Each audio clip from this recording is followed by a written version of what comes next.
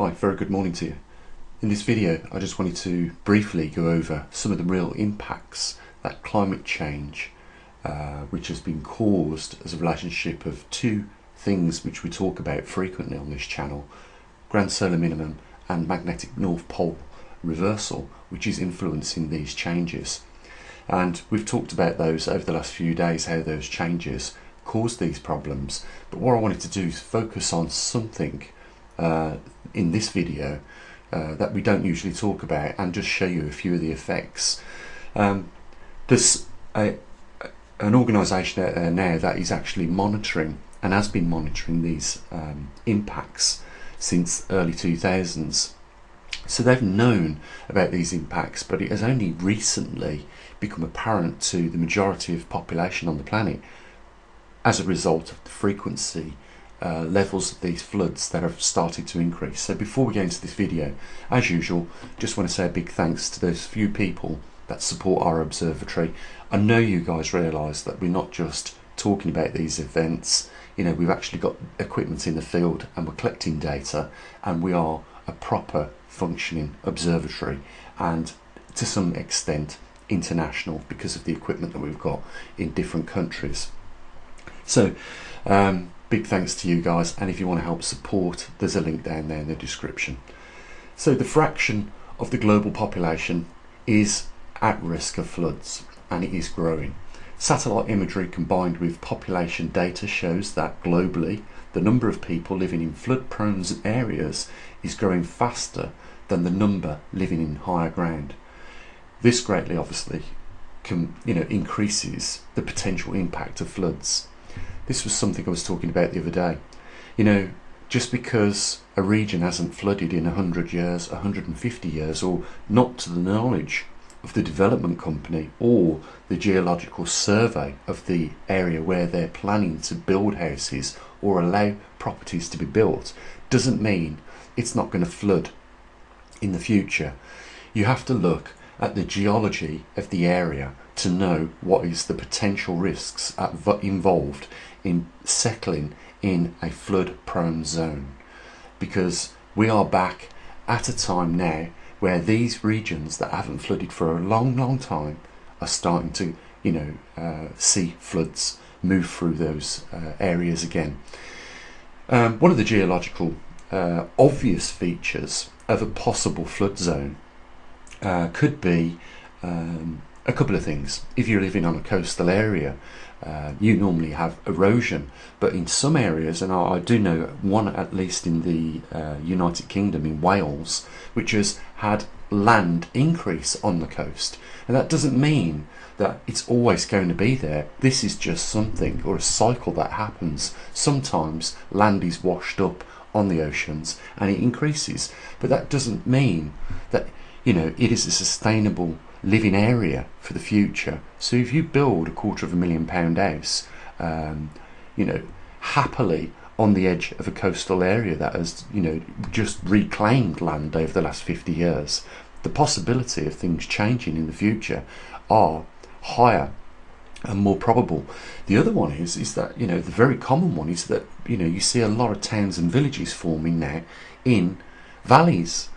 And valleys are, erosion sites that have taken thousands of years to erode because increase in water build-up and floods. And flood water generally ends up in valleys and,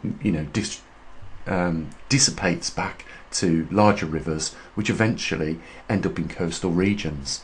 And there's lots of places, not just here in the United Kingdom or in the United States, Canada, Australia, that are potential high risk areas. And it's like this report goes on to mention, this is going to become a more frequent feature of what we see happening around the world, as we've already seen a large uptick over the last couple of months of floods in Europe, Belgium, Germany, floods in Turkey, which have led to landslides, and we can move all the way down into Africa, India, and of course China. And the problem is that these floods happen within hours. Within hours, months and years full of rain drops in just a matter of hours. And obviously the water can't escape fast enough, and that's why you see cities like this one here in the video flooding. I've done a little bit of research on the global flood database and came up with this image, which I think really drives it home. And you need to pay attention to this, because if we look at the bottom, those areas that are in the pink that we see on the global map show an increase in future flooding. And this is data that has been collected from 2010 up to 2021 and is predicted to go up to 2030. So like I always say in my videos, we haven't reached equilibrium yet. We haven't seen the magnetic North Pole start to quiver around that 40 degrees. That's if that theoretical theory is true, where it leaves the strong field lines and goes into the weak field lines, where it moves a lot faster.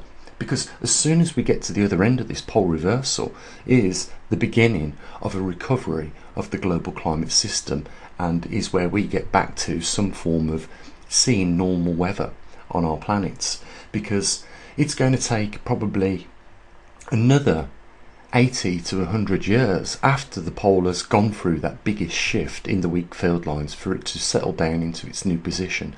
Magnetic reversals are very slow processes.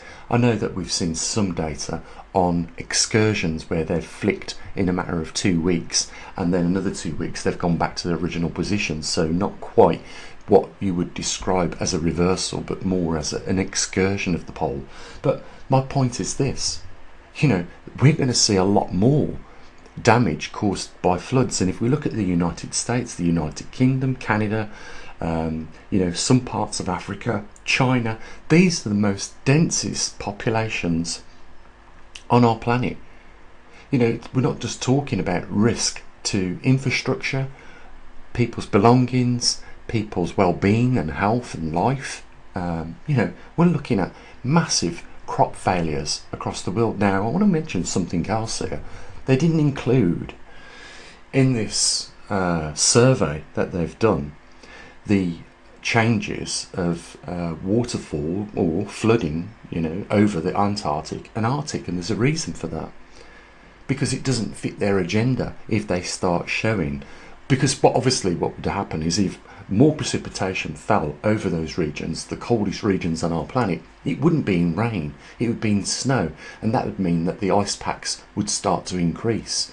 So there is some information that has been emitted from all this data, which clearly indicates that we are not only cooling, but we could quite possibly be moving back into a glacial period, which lasts for tens of thousands of years.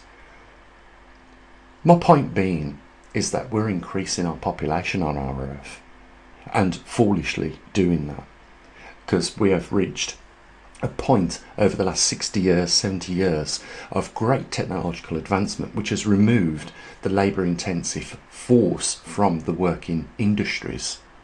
It's all becoming robotics and mechanised, which means that people in a capital system cannot participate. It's not just that we face dire consequences as a result of these floods that are going to be on the increase, and by now you should be confident with what you have seen recently on this channel and in the media, because they are starting to cover it now, because they can't avoid it. When hundreds of people lose their life in a flash flood, when millions of people are frozen out of the infrastructure, the grid that keeps their houses running, and it affects millions of people. You can't hide these stories, but you have to at some point mention them. And the way we hear them mention them is, again, blaming man for emitting more carbon into the atmosphere, and as a result warming the atmosphere and causing floods. But they've got the information at 380 degrees wrong. It's the cooling of the planet that is causing the floods. I know that might sound strange, but if you have a lot of humidity which is coming up from the Mediterranean in a jet stream which is intermingled with the polar jet stream, So you've got Mediterranean jet streams mixing with polar jet streams. It's going to be carrying a lot of water because the humidity is high. When it gets into them northern latitudes, it suddenly gets cold, and that is what causes a massive downpour of rain over a local region. And if it's a slow moving cloud structure, then that cloud structure, which holds, thousands of tons of potential precipitation, drops it within hours. And that's why we have these, records being broken now on a regular basis, because slow moving clouds entering cooler climates are going to dissipate all that water in a local centralized area. And if you've got property in a floodplain, if you've got crops in a floodplain, or a potential flood risk area, then it's going to devastate them.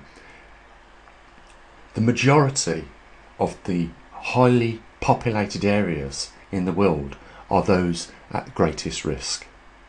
Russia seems to be one of those, and Siberia seems to be one of those continents which isn't going to be largely affected by this. But I will say this: if we are moving into a glacial period again, Russia will not be experience likely floods, but could be experiencing more snowfall and more Arctic temperatures.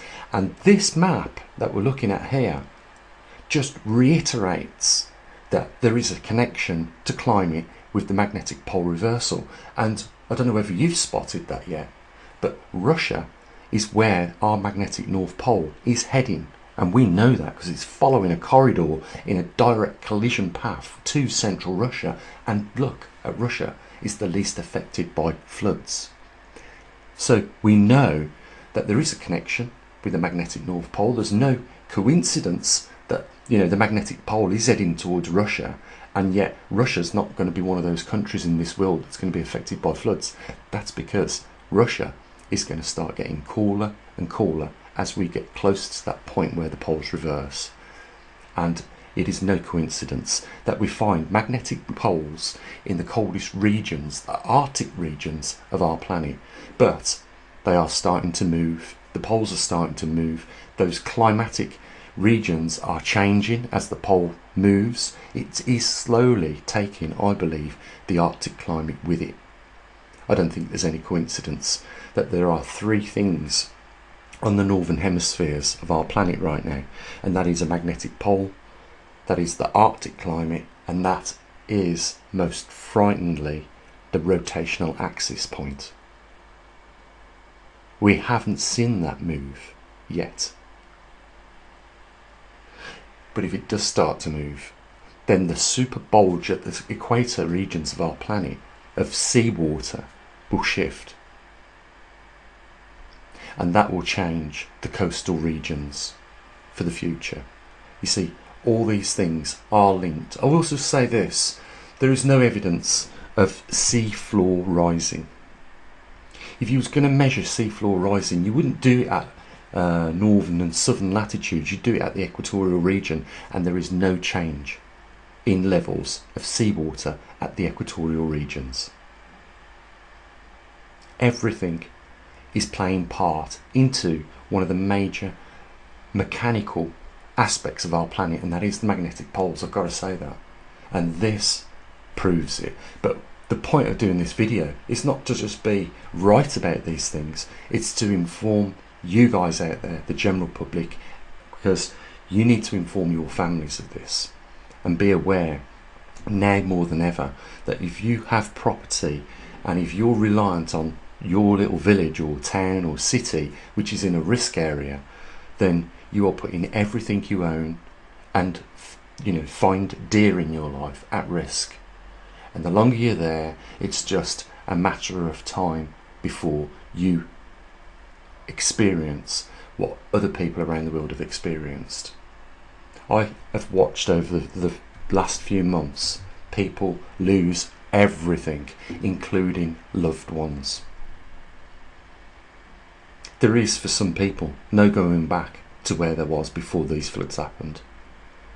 I've seen people break down in tears knowing that there is no saviour for them. They have got nothing. They had everything yesterday, and today they have nothing. And still, the people in these regions of Europe recently that have experienced losing their houses, just watching the houses just wash away in the torrential, rivers that have never been seen before in their lives. Early hours of the morning, half of their house was ripped away. Loved ones was lost. These people are just the same as us. We have no difference at all. We are all at risk in these regions that are marked in pink.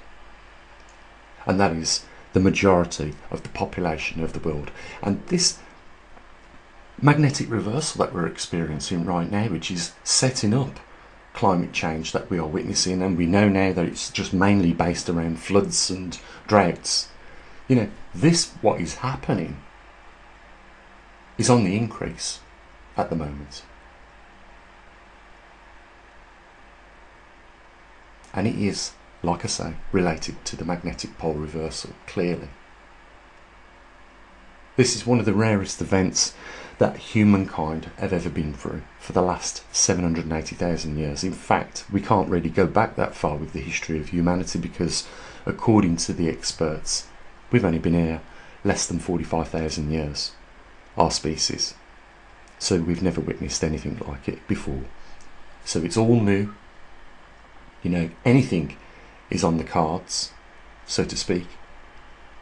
And for that reason, we have to take some forms of measures to protect ourselves and our loved ones.